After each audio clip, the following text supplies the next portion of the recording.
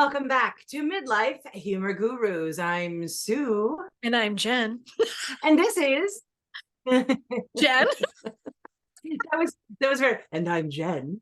Welcome to the Midnight Hour with Jen and Sue. So, it sounded like you called a phone sex line, but anyway. it was kind of like what are you wearing meets Elvira. I'm like, where are we going with this? I actually have a little leather on today, so I'm harnessing. Exactly. I'm harnessing the vibe. No pun intended.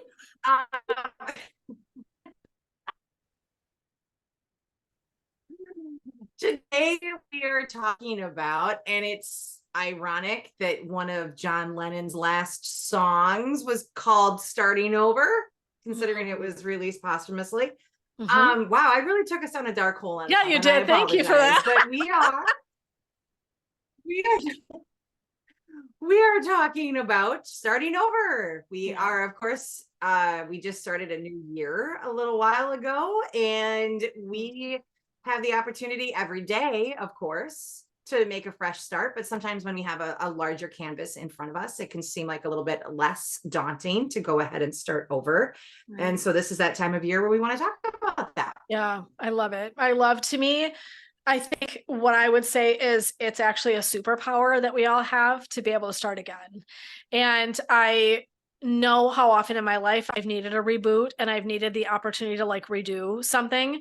And so to me, that's what we're just going to talk about, given that it's a new year. And I think this applies anytime. So actually you might want to flag this one and come back to this one from time to time, particularly if you're having a hard time, just to remind yourself the power that there is in starting over. So what we're going to start with is a little bit of a story about the lotus, which is my brand symbol. And that's not an accident that's what I chose. And we're going to talk about that. And we're going to tell a couple, stories and things like that. And we'll kind of weave in this idea about, starting from scratch. And also, honestly, the value of the muck that comes with life. So the beautiful thing, if you don't know, if you're not familiar, so the lotus is this wonderful, beautiful blossom. And sometimes I think they're whites and pinks and they come in different colors. But what's really magical about them, why they're sort of mystical to us, is that they go down in grody pond, yucky, mucky water every night.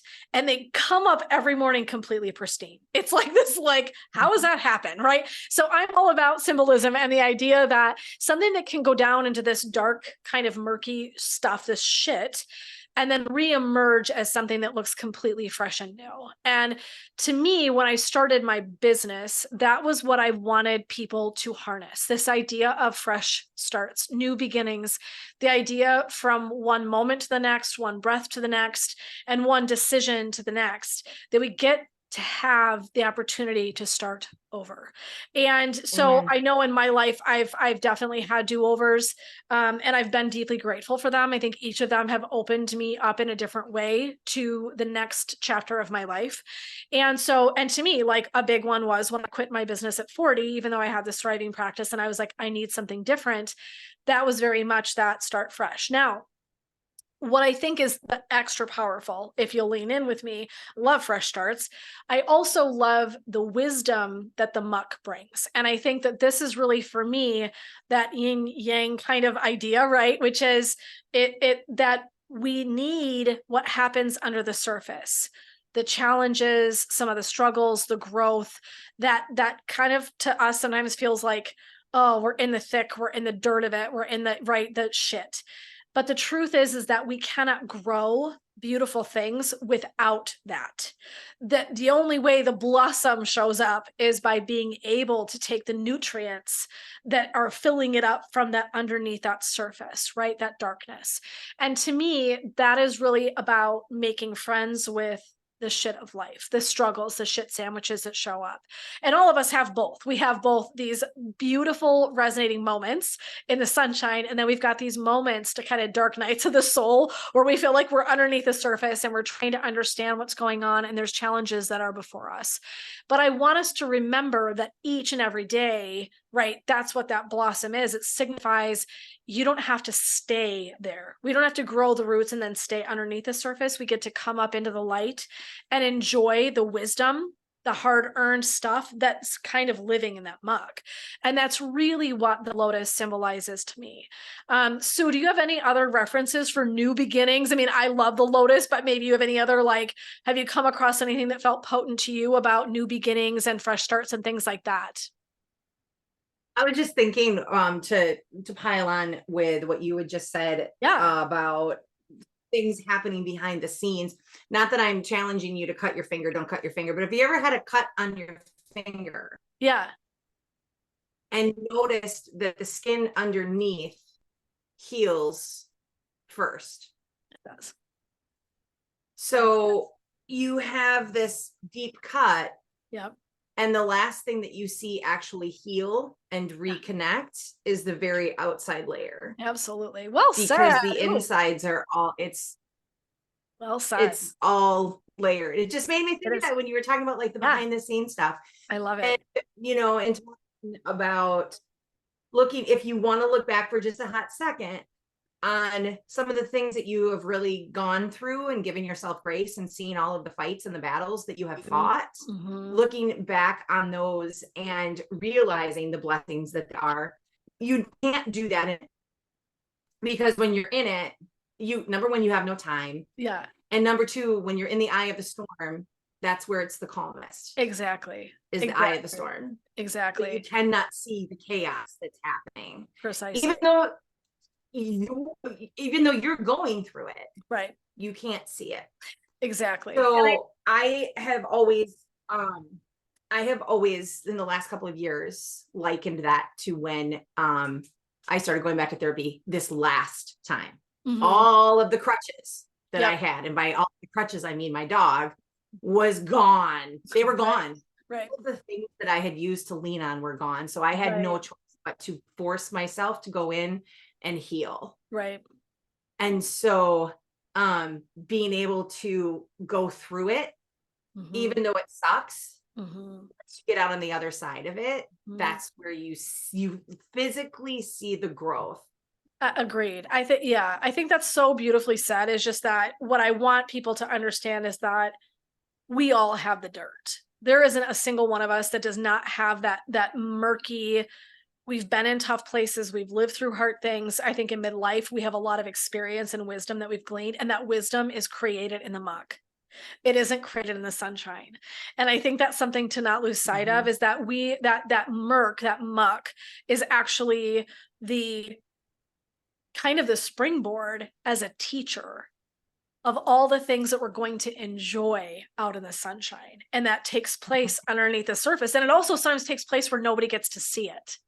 Right. So there's a shining moment where the blossom comes out and it's in the sunshine. And, it's like this, angels are singing, but there's so much of our work that gets done underneath that murk. And to me, it's, if we remember that murkiness is the thing that actually connects us all, at that space where we have to work and we are learning and we're growing and we're letting things go. And there are these incredible teachers in that space. That's how I want you to imagine that light and dark that we all carry. And we've all been in both places. We've been, just basking in the sunshine and the rays and the joy and the light and the happiness. And we've also been in moments where it's been dark and hard and challenging and scary and sad.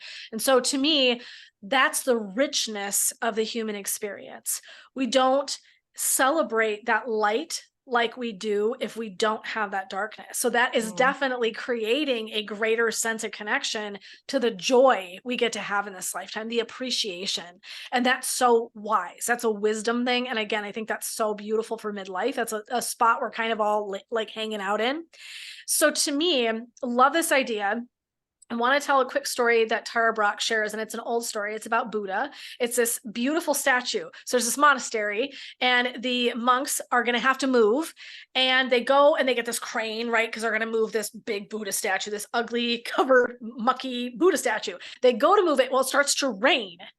And as the rain's coming down, it's wiping away the mud. And what they realize is that it was actually a golden statue of Buddha that the monks had covered to keep it safe. So that when they were attacked, and I forget if there was a war, but when they came in, they didn't want the people to realize that it was this really valuable thing. So they covered it in mud. And what I love, the idea of this Buddha kind of being covered is that that's how I think we all are, is that we are these beautiful forms of golden light. And sometimes life, like that murk, right, from the pond, from whatever, covers us. And it can kind of keep us from remembering what we're made of, what joy, what light, what beauty is kind of riding around inside of us that can get kind of covered. And to me, it's the reason why we take the time and energy to chip away, right? To rinse away some of the muck from time to time, is to really understand where we've been and what's within. And I want us all to make that connection. So I thought that was so beautiful to realize that sometimes it takes something that kind of shakes things up for us to really understand that it's time to really witness and honor and celebrate what's inside, what we've grown inside that's beautiful, and that each of us is made that way. So to me, it was like, oh, it's such a fun story. It's such a powerful story about remembering the light, remembering the warmth. And so again, that's in Tara Brach's books, Trusting the Gold. It's so good. So if you're ever interested, it's a really good read. It's short and sweet, and it's full of beautiful wisdom. And it was a story that really struck me. So I just wanted to share the story about this is why we want to do starts and do-overs. We want to, like, hey, at the turn of a birthday, at the new year, whenever we feel like we need it. Sometimes it's after divorce or a death or a loss, right?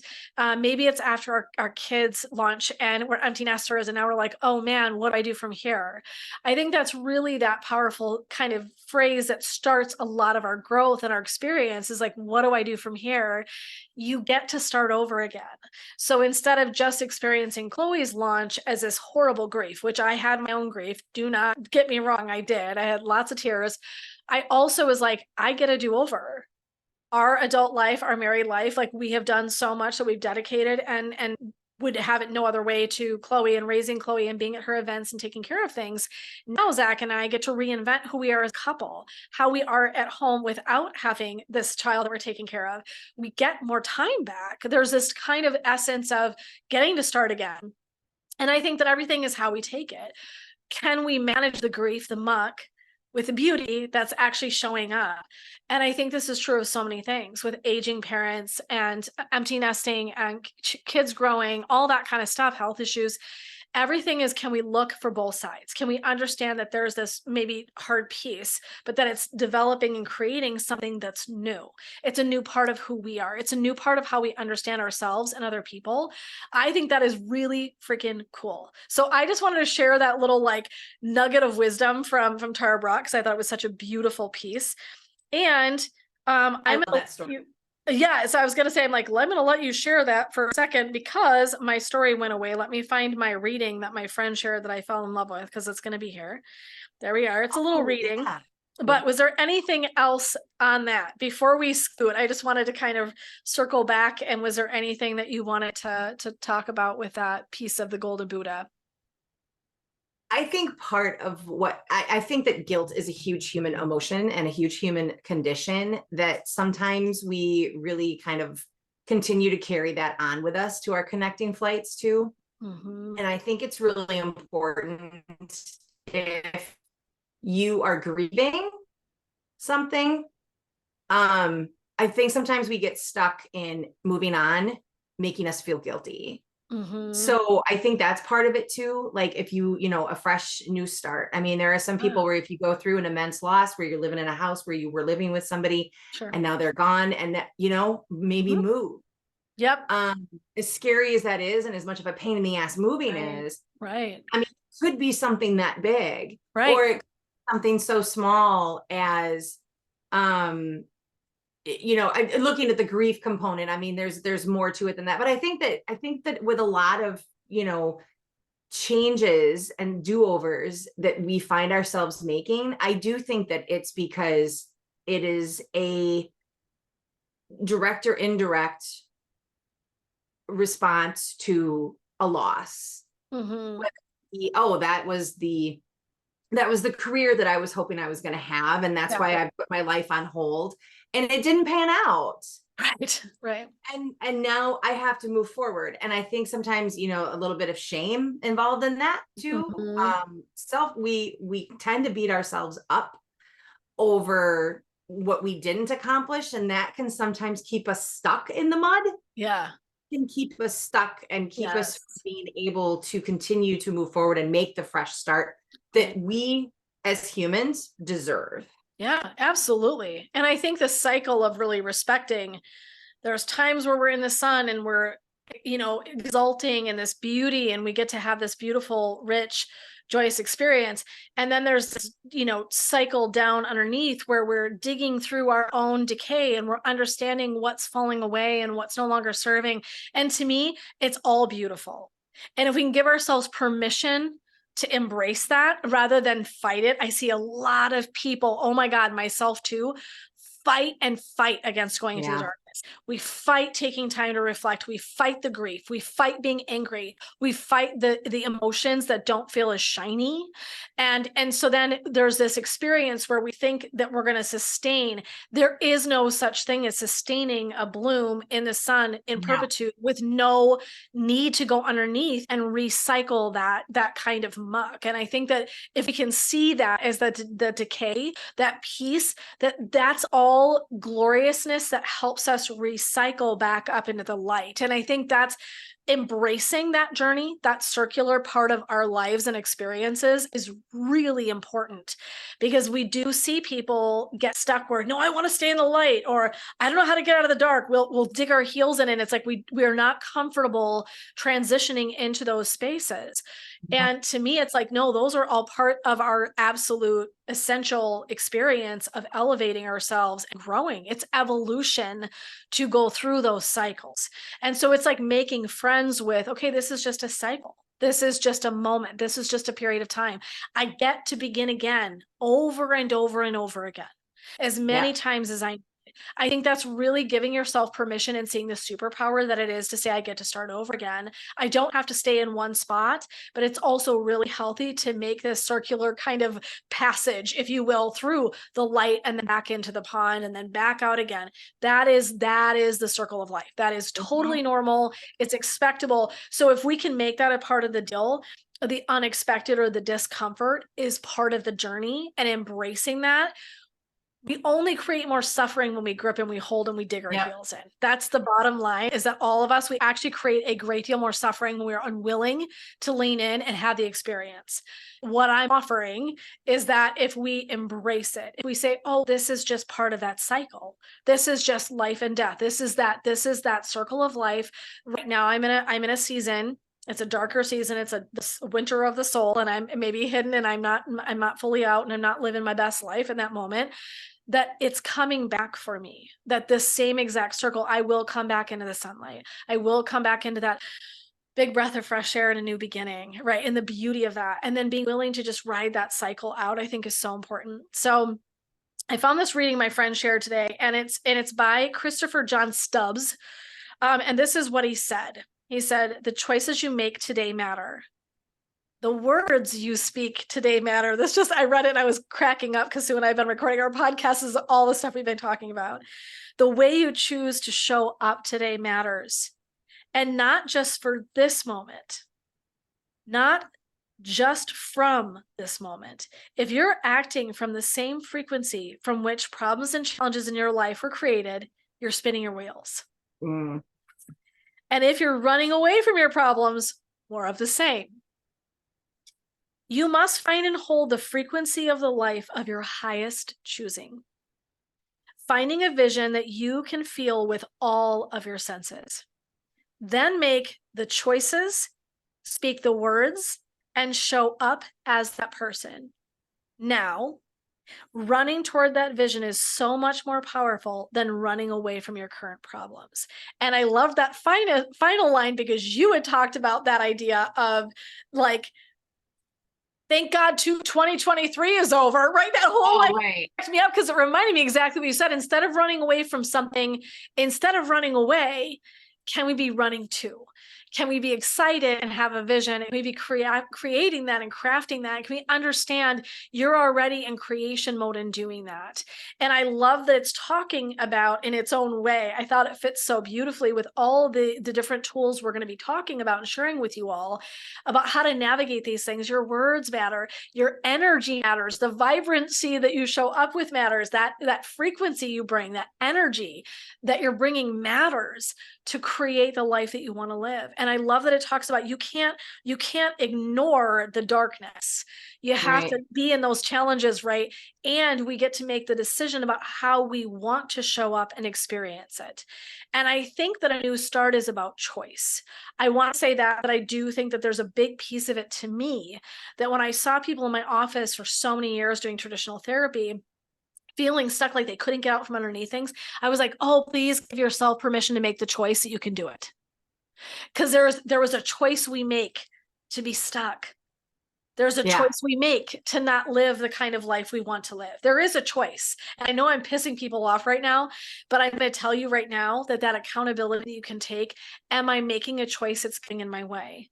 Can I now make a different choice to give myself permission to lean into something differently? And that really is what new beginnings are all about for me, is about empowering yourself to choose again and again and again, whatever it is that you want to lean into.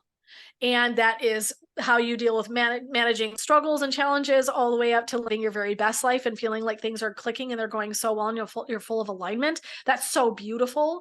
And just understanding the entirety of it, the whole of it, and leaning into it rather than being afraid and like, oh, I don't want to kind of deal with the murk. I've had so much murk. I've lost one mother. I've had so much stuff go on, right? I've had a mother pass away. I have a dad in hospice.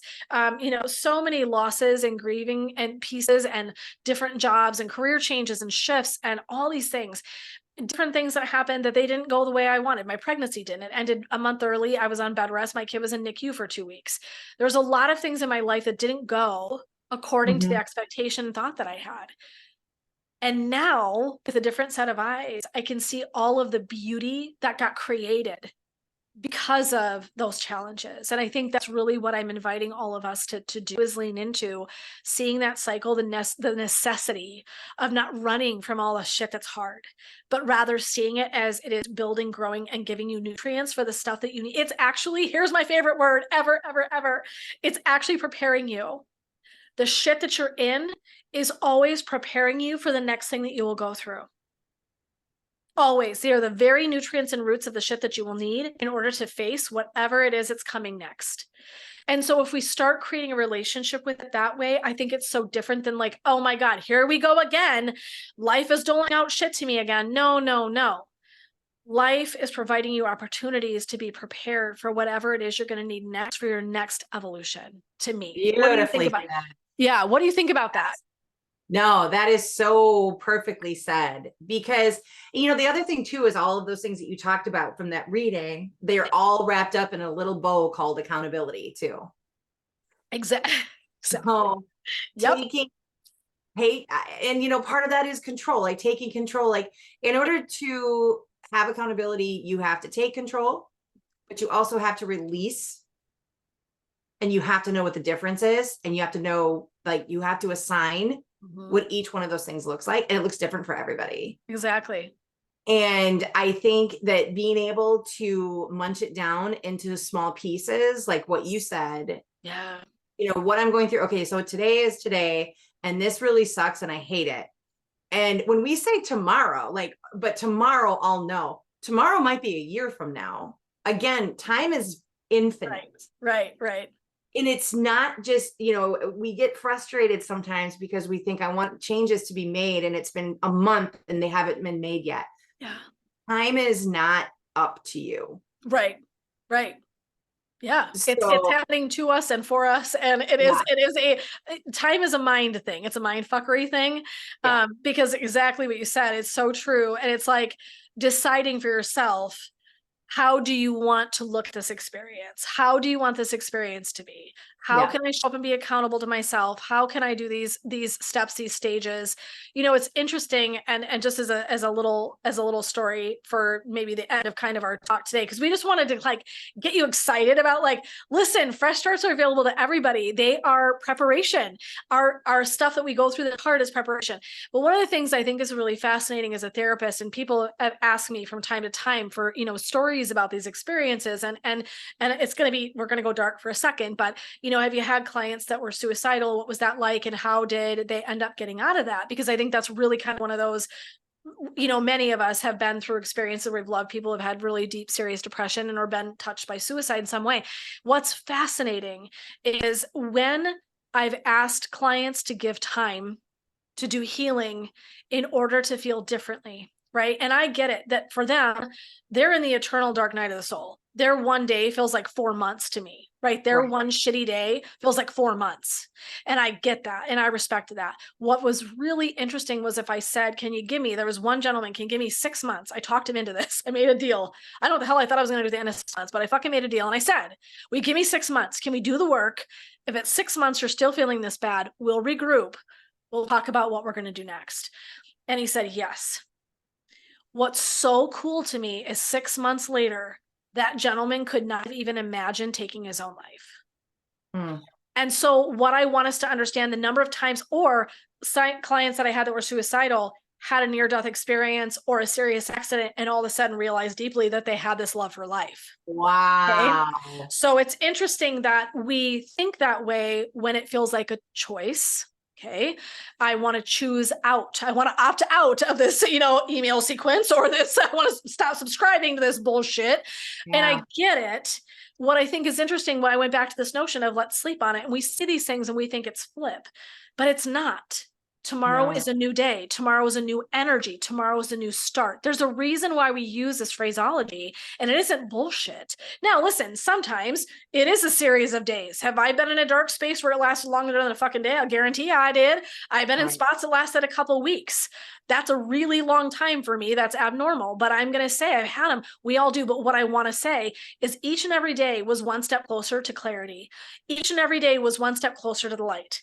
And what I think is fascinating is every single soul I worked with, this was the same answer. They were so glad they didn't do something. They were so glad they didn't follow through.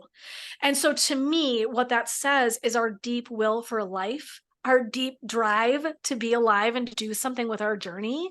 And the fact that we do start again, the fact that shit does shift enough, we can't even see the forest for the trees sometimes, that it can be better. And that's thought process. And that's sometimes that's mental health stuff. And I respect that. I don't want to dismiss it. I'm just saying, right. Some of that sometimes is literally a form of disthinking, right? And that's not what we're talking about. But I wanted to give the idea that look at how many people I worked with that had a completely different idea about their circumstance. And they came thinking they were at the end of their life, or they were at the end of their toolbox. They were at the end of anything that was ever going to be good. And to watch so many people, I mean, because that was not the majority, thank God, but to watch so many people find a different answer and come back and say, oh my God, thank you so much for helping anchor me and giving me a different lens to look through, because my world is so good now.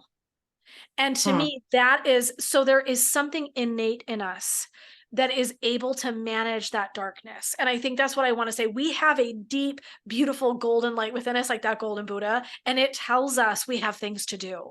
And it's why help is so important. And it's why understanding that darkness is actually facilitating growth. It's facilitating you to be who you're going to be, and to have a different kind of wisdom and a different kind of energy to you because of that experience. And it doesn't negate that it's shit when you're in it. And I never want to say that. I never want to be Pollyanna, because I think that's bullshit. And I think it's unfair to people, because it doesn't feel like that. When you're in the shit, you feel in the shit. I get it. You are in the shit. You are in the shit. Exactly. And it feels like you are in it. I mean, absolutely.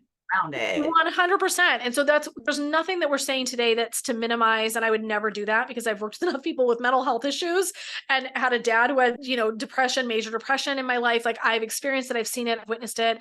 And so I get that. And I want to honor that. But I think that honoring that muck is the honoring of it. And it's just seeing it as one part of the journey that's going to create a shift in you that you will then need when you come back up into the light. And to think about the ways that you can then shed that light for other people. Think about not just your own internal beauty and the growth that you have when you come out of the water, but think about how you shine on all the people that look upon your beauty. That is legacy. There is a way to see that cycle that's actually about the legacy you're going to leave. And so often someone's pain actually results in them wanting to help solve that for somebody else. I know it did me. I had an incredible trauma when I was 17. I worked with teens for my entire career, 20 plus years of working with teenagers, because I had my own experience. So I see that there is beauty in the struggle, that muck that comes from our experiences, and to open up a way to look at that and to understand too that other people are absorbing that beauty by looking upon you, by seeing your story and your journey. So there's so much that's happening there that's rich. And I think when we're in the thick of things, sometimes we can miss that. And I just want to lob that out there to each of us as we begin a new year, to really make space for the fact that there's going to be challenges, there's going to be waves that overtake us. And there's still going to be so many moments we're going to stand back up, and we're going to be better, more resilient, stronger people for having that experience. We will be more prepared for the next thing that's coming, so that all the tools we're building will still be accessible to us. And I think it's about witnessing that journey of life. And I think midlife teaches us how capable we are. How many times have we all been wiped out in one way, shape, or form? Lost a job, lost a home, foreclosed, got divorced, lost a parent, had a health issue, whatever. We've all been through stuff. And we're here still standing, talking about it. And we use those experiences to keep growing, to share with someone else, to help them grow. That is why we're going through this cycle of life. And if we can find the beauty in that, to me, it's just a different way to approach the entire experience of what unfolds for us, to see even the moments that don't feel as stellar as something really powerful for us, right? And then to really harness those new starts, like, hey, yeah, it's a new year, it's a new birthday, it's a whatever, it's a new day, it's a new breath, to really give yourself permission to re-find yourself over and over and over again, to reinvent who you are, and what you stand for, and to really harness that idea as part of your eternal toolbox. Like, hey, look, this isn't working so great. I get to start again. I get to find another way. Yeah. So to me, it's just, rather than looking at a new year and only harnessing all the great stuff, which we want you to do, we also want to say, okay, and there'll probably be moments that aren't as shiny. What do we do with the not as shiny? How do we make friends with it? How can we see the beauty in that as well? And how does that change when I go through something that's challenging, if my vision isn't just going according to plan? If my resolution that I've created, which I hate that word, but we've created something and also it's not going right, how do I renegotiate that? What does that look like? How do I recalibrate? You start again. Right. Start again. And you go back to the tools that you had, and we'll talk through those. You start, this is the same cycle for all of us. But I just wanted to bring that forward because I love the idea of rebirth. I do. I love the idea of rebirth. I love the idea of a spiritual rebirth, that we get the chance to begin again. We get the chance to have a fresh, clean slate and a new perspective. To me, that's power. That's money. And I think just knowing that we always have access to that allows us to say, I can be a little braver. I can be a little bolder. If it doesn't go how I want, oh, well, I've done things, they haven't gone the way I wanted. I had to recycle in the muck and come back up and create something new out of it. We've all done this. In midlife, we see the cycle more clearly, and we start to see, oh shit, okay, if I hadn't had these things, I wouldn't be who I am or where I am today. We start to make different friends with it. And that's really what I would invite you to do in this next year, is make friends with that, have a different experience of the challenges and the struggles, and to really celebrate big when we're in the sunlight, right? When things are great. And then to really honor the darkness. Right now, this winter, I'm taking a lot of time to reflect and hone that, honor it. But I can't wait for the shiny sunlight and the rays of beauty that are coming forth from the sun to me and from me to the world. That's what I'm here for. That's what purpose is all about. And so just really kind of making friends with it's a different attitude than showing up and going, oh my God, something bad's happening to me. Something bad is happening to you. It's happening for you. And everything about that is a perspective, right? And we talk a lot about mindset. So that fits right in with that idea. This is happening for me. Any other final thoughts, Sue? That's just something we wanted to pop in and talk about. We love fresh starts. We love this idea. What do we do maybe in the moments that don't feel quite as juicy and lovely? How do those show up? But any other thoughts that you want to close with that you think are important? No, I love it's not happening to me, it's happening for me. I love that. I'm writing it down. Me too. I love that idea. Okay. And and it's about accountability. We've talked a lot about this as well. We're going to be talking about some toolbox things. And so you'll hear us talk about accountability. This is happening for me. I have news for you. My spiritual belief system is that you picked out the things that are happening, the people that are in your life. That's my spiritual belief Yes. system. So it actually is for you. And it cannot feel that way. And I get that too. And I honor and respect that we sometimes just need a space to rail and be pissed and be ragey and frustrated. I get it. But also on the flip side of that, I think that there is so many good things that come out of our struggles. And so it's really just about that relationship we want to create with it. And to me, I just invite you into that new way of thinking. I invite you into giving yourself permission to have new starts much more often, to really recognize that you might be going through cycles. We all have seasons, and to really honor that and to just witness it and be like, yeah, I'm just like, I'm in the darkness right now. I'm working things out. I'm reflecting and I'm growing and I'm taking in the nutrients and whatever I need. That looks like a million things we won't identify today, but right. What's in this muck? What support systems and kind of things can I utilize? Because eventually I do want to come back up and cycle into the sunshine, and we will. You will. And I saw it over and over again. I saw people who, again, didn't want to be alive anymore.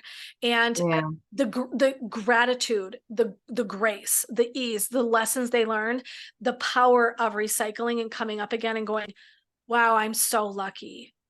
You can't experience that and not have awe. I think it's one of the things as a therapist I was so deeply grateful for, was to witness that and be like, damn, that's such a good lesson. We can be in such a dark space that we don't even know that we want to proceed anymore.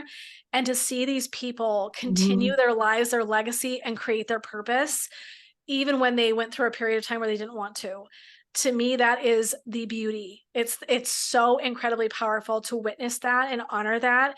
And that's within us. That is that golden Buddha that everybody's got. You've got a golden light that wants to be here. It has things to do. It wants to create great shit. Trust that that's in there.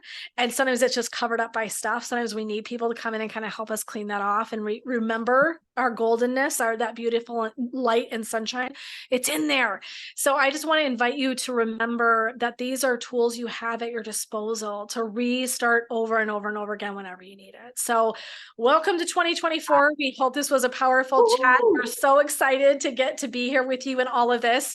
And we encourage you to come back and let us know, are there dark things you've been through that you're like, yep, those things were really helpful? Can you start to see the pattern of how they've been helpful in preparing you? What kinds of things do you love about the sunlight? What parts kind of, can you start to love and create a different relationship with the parts that maybe feel a little bit darker, more challenging? We would love to hear from you about that. So we want to thank you as always. Thank you so much for being here with us, Midlife Humor Gurus. We're so excited for a whole nother section of content coming forward in the new year. And we just hope that all of you have a really beautiful 2024, that celebration, honoring of where you've been and where you're going. And we are here to celebrate you as well and hold space for how to do that best and most effectively in midlife. So thank you so much, everybody, for being here. We thank you. Sue, I'll let you sign us off. That was my last little words, but what would you like to say to close? She's like, oh my God. My line. What's my line? Sorry. I've had those nightmares. If you've ever done theater before, you know. I feel like I'm on stage and I'm missing your cue. Go ahead. Oh, it's the worst. No, happy New Year, everybody. And thank you so much. We, as always, I always sign off when I'm writing my descriptions and everything for each one of our episodes, that we thank you so much for listening. And I would be remiss if we did not mention our Facebook community page, which we just talked about not long ago, about community. And I don't like community. I think those were my words. However, a Facebook community is pretty passive, so you can pop in and out whenever you want and contribute. It is one you have to look for. So if you go to Facebook and look for Midlife Repurposed : through Femme Power, Joy, and Humor, go in there and find us there. And it's just, it's actually really fun. There's a lot of just really what it's come down to is really cute animal pictures and memes about like creaky bones. Memes about aging. I mean, it's really fun. It is fun. You can pop, like I said, you can pop in and out of there if you want, but also, it is a place where this year, I think, and we really haven't talked about this, but we're moving forward and doing more of a format in there. Yes. I guess Yes, Keep I sharing agree. your memes and throw in the cute pictures. Oh no, we love all the Always humor. That's why welcome. we're here. We want the humor. We want all that, but also we do value bringing in content, knowledge, wisdom, and encouragement and empowerment. And so that I'm with Sue, there will definitely be more of that coming in. So we would love to have you come and join our community in Facebook. If that resonates, that's amazing. Grateful for listening. Thank you. Please subscribe, like, follow, share if you're willing. We're always grateful when someone says to someone else, hey, I listen to these ladies and they're talking about midlife and it might be something helpful. We are so grateful for that. And we love when people come back and say that this is helping them in some way. That's why we're doing it. So please feel free to share. We're always super grateful for that as well. So yeah, join us on Facebook, come in, hang out in that community, immerse yourself in that empowerment, in that space, and that joy and the humor that we bring. So we love that. And then feel free always to share out and just join us for these podcasts whenever you can. We're grateful for that as well. Feel free to review. We are always grateful for that too. So any of that kind of thing that you can do, I know that Sue and I are deeply grateful for the following and all of that. So, but we can't wait to see you next time, my friends. We're going to be coming back with all sorts of good content. We've already created a whole list of things we're going to be talking about this year. So stay tuned, follow along, and we hope that you have a really beautiful 2024. Everybody take care and thank you so much. Thanks, guys. Bye. See you next time.